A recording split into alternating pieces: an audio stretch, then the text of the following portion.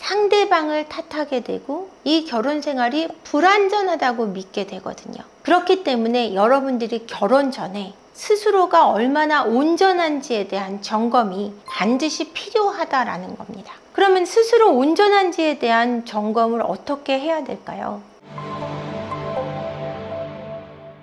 안녕하세요. 세포언니의 행복한가요 대표 한재원입니다. 여러분, 결혼 후 행복하고 싶으시죠? 누구나 행복하기 위해 결혼을 하니까요. 그렇다면 이것 하나만큼 명심해 주세요.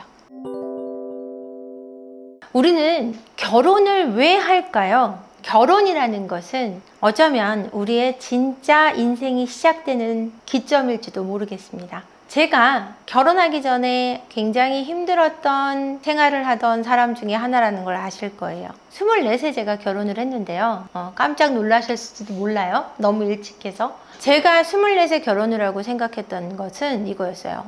진짜 내 인생이 시작됐네? 라는 거였어요. 그 전까지는 내 인생이 아니었구나. 이게 정말 내 인생인데. 이런 생각을 했던 기억이 나요.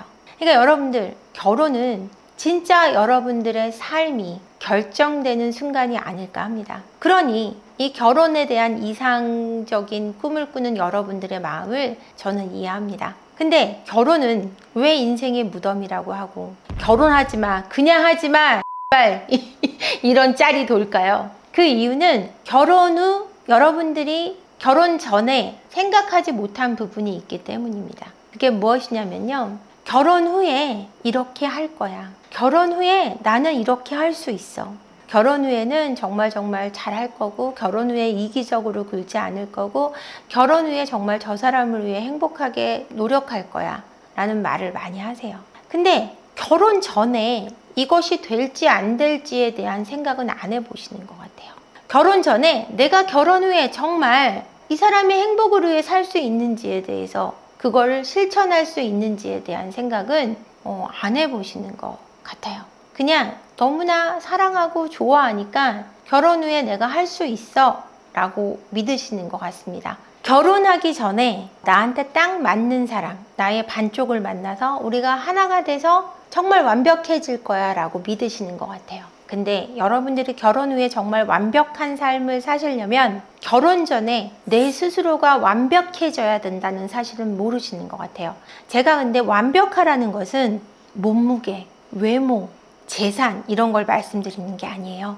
내 스스로 혼자 있을 때 온전히 행복할 수 있는지 그것에 대한 고민을 해보셔야 된다는 얘기입니다. 이게 되지 않으면요, 결혼 후에는 외롭지 않을 것 같은 마음, 힘들지 않을 것 같은 마음이 결혼 후에 외롭거나 결혼 후에 경제적으로 공궁에 빠지거나 남편과 아내와 싸움을 했을 때 내 스스로 부족함이 있음을 깨우치지 못한 상태에서 그런 일이 발생했을 때는 상대방을 탓하게 되고 이 결혼 생활이 불완전하다고 믿게 되거든요. 그렇기 때문에 여러분들이 결혼 전에 스스로가 얼마나 온전한지에 대한 점검이 반드시 필요하다라는 겁니다. 그러면 스스로 온전한지에 대한 점검을 어떻게 해야 될까요? 여러분들이 심적으로 어떤 땐 슬프고 이유 없이 슬프거나 이유 없이 불안하거나 이유 없이 쫓기거나 내 삶에 불만족하고 있는 부분이 무엇인지를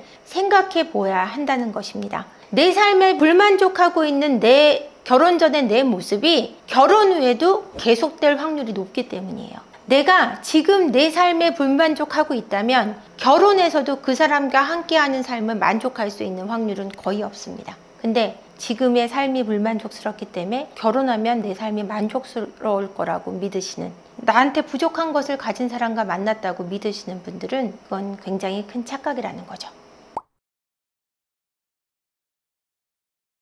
결혼 전에 너무 많이 싸우는데 결혼해서 안 싸울 거야 라고 물으시는 분들이 있어요. 근데 이거는 정말 케이스에 따라 다른 것 같아요. 제가 결혼 전에 남편과 연애할 때 정말 많이 싸웠어요. 너무 많이 싸우는데 그냥 싸우는 게 아니라 치고받고는 안 싸웠죠. 너무너무 싸우는데 결혼하고 나서 이게 괜찮을까? 라는 고민을 저라고 안 했겠습니까? 결혼식 날짜는 잡혀 있는데 결혼을 딱 했는데 안 싸우는 거예요. 저희가 1년이 지나도 안 싸우고 2년이 지나도 안 싸우고 한 10년 동안은 안 싸웠던 것 같아요. 5년은 완벽하게 싸우지 않았고요. 남편에게 물었어요. 당신은 왜 나한테 화를 안 내? 라고 제가 물었어요. 연애 때는 그렇게 화를 내더니 그랬더니 내가 연애 때 너랑 많이 싸우고서 고민을 했는데 결혼식 전에 내가 이 사람의 화를 다 받아줄 수 있을까 없을까에 대해서 잠깐 고민을 했었대요. 그래서 결혼하고는 이 정도의 화쯤은 내가 다 받아줘야 되겠다 라고 결심이 서서 결혼을 했다 그러더라고요. 그래서 제 남편은 그 결심을 지킨 사람 중에 하나인 거죠. 의지가 있으니까요. 가정에 대한 소중함을 완벽히 깨달았던 사람인 것 같아요. 20년간은 적어도. 그래서 이 사람은 결혼하고서 저한테 화를 내지 않고 제가 화를 내면 많이 웃었던 것 같아요. 이걸 받아주기 위해 노력을 했다 그러더라고요. 그러니까 저는 많이 싸워봤고 결혼하고 안 싸워봤기 때문에 이게 안 된다라고 말씀드릴 수는 없어요. 방식은 다를 것 같아요. 치고받고 싸워요. 그건 결혼하면 또 치고받고 싸워요. 폭력성은 없어지는 게 아니고 그건 병적인 수준이기 때문에. 그러니까 싸움의 정도가 폭력성을 띈다. 이거는 결혼에서도 계속되고 집어던지고 서로 밀치고 이건 나중에 이제 구타로 이어집니다. 그거는 결혼하시면 안 되는 거예요. 근데 뭐 소리를 지른다거나 아니면 투닥투닥 하는 것들이 있다던가 그러면은 결혼을 하게 되면 중요도가 좀 달라집니다. 이게 내 자존심보다 사실은 결혼의 유지 또는 우리가 함께하는 것이 더 중요하다. 또는 아기가 태어나게 되면 아이의 정서가 중요하게 되면 누군가 하나는 싸움에 져주거나 또는 둘 다 합의하에 싸우는 걸 멈추는 경우가 생겨요. 이런 경우는 괜찮겠죠. 그러니까 제가 조금 구분을 해드리자면 높은 폭력성을 가진 싸움은 나중에 구타로 이어지는 결혼 생활이 될 확률이 높고요. 그게 아니고 작은 악유 정도라면 말다툼이라고 하죠. 악유를. 그 정도라면 결혼하고 나서 없어지는 경우도 꽤 있다라는 얘기를 해드리고 싶어요.